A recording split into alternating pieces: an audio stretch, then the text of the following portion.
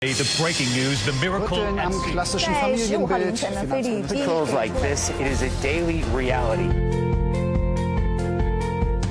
더 가까워진 지구촌 이야기 월드 투데이. 목요일 글로벌 문화읽기 시간입니다. 오늘 몽골의 음식 문화에 대한 이야기 나눠볼 텐데요. 몽골의 강희연 통신원께서 직접 스튜디오에 나오셨습니다. 안녕하세요. 안녕하세요. 예, 뵈니까 더 반갑습니다. 반갑습니다. 어떻게 들어오셨나요, 이번에? 네, 이번에 겸사겸사 몽골 대학 캠퍼스에 교편을 잡고 있는데 방학층에서 겸사겸사 들어왔습니다. 아, 그렇군요. 자, 몽골 음식 문화에 대한 이야기 오늘 재미있게 잘 들어보겠습니다. 좀 특징을 딱 하나를 좀 정해보셨다고요? 어떤 건가요? 그렇습니다. 몽골 음식의 특징이라고 한다면 예. 여러 가지가 있겠습니다만 단적으로 말씀드리면 하얀 음식과 빨간 음식의 조합이라고 말씀드릴 수 있겠습니다. 야, 색깔로 표현을 해주셨어요. 하얀 음식, 빨간 음식. 어떻게 나눠지는 거죠? 그렇습니다. 몽골 유목민들의 식탁이 하얀 음식과 빨간 음식으로 채워진다는 의미입니다. 예. 이 음식들은 유목민들의 삶의 원천인 가축이 가져다주는 큰 선물이라고 볼 수 있는데요. 하얀 음식은 가축의 젖으로 만든 각종 유제품을 총칭하는 말입니다. 여름에서 가을까지 충분히 짜낸 우유로 여러 가지 유제품을 만듭니다. 이 유제품은 보존식품으로서 1년 내내 먹는 음식이죠. 질과 양 측면에서 이 유제품이 가장 풍성한 계절은 여름이라고 볼 수 있겠습니다. 네. 이에 비해서 빨간 음식은 가축을 잡아서 얻는 고기, 육류를 총칭하는 말이에요. 가을에 통통하게 살진 가축을 잡아서 혹한기에 대비합니다.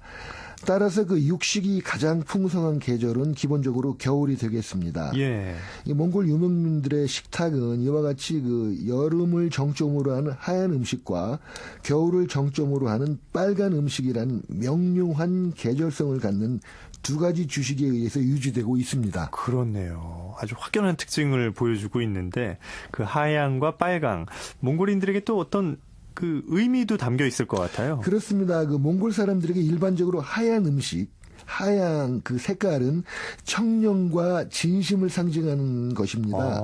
여름이 되면 몽골 초원에서 유목민들이 유제품을 널판지에 깔아서 펴거나 가죽 부대에 넣어서 천막, 몽골의 전통 게르죠. 예. 전통 게르 위에서 햇볕에 말리는 풍경을 흔히 볼 수 있고요. 유제품을 말리기 위한 받침대를 마련하기도 하고, 그 다음에 조류, 새들로부터의 피해를 막기 위해서 죽은 까치를 매다는 경우도 여름철에 몽골 초원에서는 흔히 볼 수 있는 풍경입니다. 네. 이에 비해서 빨간 음식은 풍성함을 상징합니다. 도축기에 도축한 고기의 경우 몸집이 상대적으로 작은 양고기는 통째, 덩어리째 보존하고요. 손은 좀 크기 때문에 대부분 욕포와 같이 찢어가지고 말립니다. 예. 이렇게 찢어서 말린 고기를 보르츠라고 하는데요. 보르츠를 갈아 만든 고깃가루는 훌륭한 휴대식량이 됩니다. 내장도 버리지 않는데요. 부위에 따라 가공이 돼요. 쓸개는 약용으로 사용이 되고요. 어느 부위 하나도 버리지 않습니다.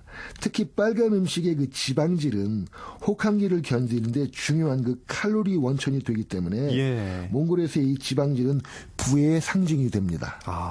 붉은색은 풍성함을 의미하면서 겨울을 날 수 있는 지방 이런 걸 뜻하는 거군요. 하얀 유제품과 붉은 고기들. 얘기를 나누다 보니까 이제 떠오르는데 마유주라는 걸 이렇게 가끔 TV 프로그램에서 보게 되거든요. 직접 드셔보셨나요? 그렇습니다. 어떤 건가요? 이 마유주는 몽골어로 아이라그라고 하는데요. 이 아이라그는 말젖을 발효시킨 술로서 한국의 막걸리와 비슷합니다.